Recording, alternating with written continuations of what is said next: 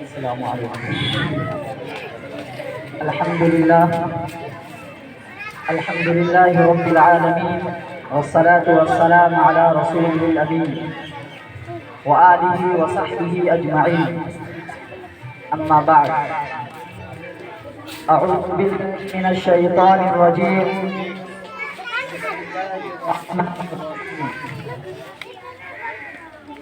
قال اللہ تعالی: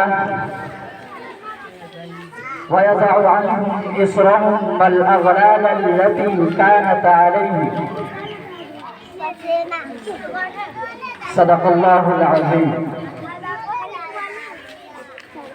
اور وہ نبی ان لوگوں سے ان کے بوجھ اور اس توق و سلاسل کو اتارتا ہے جو ان کے گردنوں پر آ پڑے تھے. محترم حاضرین اکرام، آج کے اس یوم آزادی کے پروگرام میں میری تقریر کا عنوان ہے اسلام میں آزادی کا تصور. حضرات، اسلام جس وقت دنیا میں جلوہ گر ہوا اس وقت عرب ممالک بالخصوص اور پوری دنیا بھی مختلف قسم کی بندگی اور غلامی میں جکڑی ہوئی تھی. اس وقت انسانوں نے ایک خالق کائنات کی بندگی و غلامی کو چھوڑ کر مختلف قسم کی غلامی کے پھندے کو اپنا رکھا تھا. انسان کا بنایا ہوا ظالمانہ و جابرانہ نظام اس قدر مضبوط ہو چکا تھا کہ کھلے عام غریب انسانوں کو غلام بنا کر فروخت کر دیا جاتا تھا. قاعدے و نظریات کے اعتبار سے اس قدر بندشیں تھیں کہ انسان توہمات و شبہات کے بھول بھلیوں میں پھنس کر بزدل ہو چکا تھا. ایسے نازک موقع پر اللہ تعالیٰ نے اولاد آدم پر رحم فرمایا، ان کے سامنے آزادی کی راہیں آیا تھی اور نبی کریم صلی اللہ علیہ وسلم کو اسلام جیسی ہمگیر نظام حیات دے کر انسان کو آزادی کے ساتھ جینے کا طریقہ سکھایا. نبی کریم صلی اللہ علیہ وسلم نے اپنی 23 سالہ تبلیغی مشن میں جہاں اپنے اصحاب کو توحید و رسالت کی تلقین کی، وہی ان کے دلوں میں ہمت و شجاعت کے جوہر پیدا کیے. باطل کے سامنے حق بات کہنے کا ہنر سکھایا، ظلم و ظالم کے خلاف آواز اٹھانے کی قوت بخشی.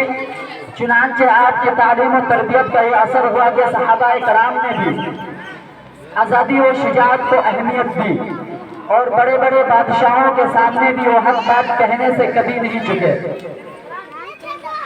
ایران کا دربار جس میں رعایا ہاتھ جوڑے بادشاہ کے سامنے اپنی غلامی کا ثبوت پیش کرتے تھے، وہی خلیفہ وقت حضرت عمر بن خطاب رضی اللہ تعالی عنہ کے قاصد حضرت ربیعی بن عامر رضی اللہ تعالی عنہ جب ایرانی دربار میں پہنچتے ہیں تو رستم بادشاہ ان کے آنے کا سبب پوچھتا ہے.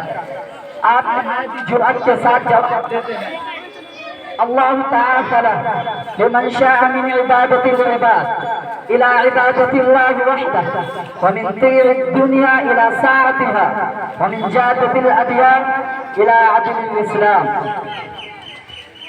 اللہ نے ہمیں اس لیے بھیجا ہے تاکہ ہم اس کو جسے وہ چاہے بندوں کی محکومی و غلامی سے نکال کر اللہ وحدہ کی بندگی کی طرف لے آئے اور دنیا کی تنگی سے نکال کر اس کے وسعتوں کی طرف اور ادیان و مذاہب کے جور و ستم سے نکال کر اسلامی عدل و مساوات کی طرف لائے. صحابی و رسول کی زبان سے نکلے ہوئے ان کلمات اور کوششوں کا یہ اثر ہوا کہ چند برسوں کے بعد ایران کی زمین پر اللہ کی بندگی غالب آئی اور غریبوں کی غلامی کا دور ختم ہوا. محترم سامعین اکرام، اسلام ایک آسمانی دین ہے جس کی تعلیمات فطرت انسانی کے عین مطابق ہے. یہ مذہب جس کسی کے دل میں جگہ پاتا ہے اس شخص کے یہاں اس شخص کے نہا خانوں میں تجلی بخشتا ہے، انسان کو پستی سے نکال کر اوج ثریا پر پہنچا دیتا ہے۔ یہ مسلمان ایک اللہ کے سامنے سر تسلیم خم کر لیتا ہے تو دنیا کی ساری طاغوتی طاقتیں اس کے سامنے کمتر معلوم ہوتی ہے۔ مومن جب اس عقیدے کو سمجھ لیتا ہے تو وہ ظالم جابر طاقتوں کے سامنے جری و ہمتی ہو جاتا ہے۔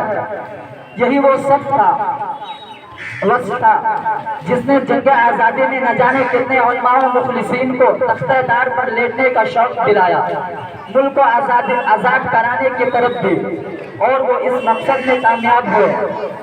انگریزوں کے جبر و تشدد کا دور ختم ہوا، ان محبین وطن کا خون رنگ لایا، یہ دھرتی آباد ہوئی۔ آج ہم اسی ملک کے سپوت ہیں، انہی محبین وطن کے وارث ہیں۔ ہم اس آزاد ملک کی فلاح و بہبود کے لیے کام کرنا ہے، اللہ کے پیغام کو انسانوں تک پہنچانا ہے، بندوں کو بندوں کی غلامی سے بچا کر اللہ کا بندہ بنانا ہے۔ آئیے ہم مل کر علامہ اقبال کا یہ شعر دہرائیں۔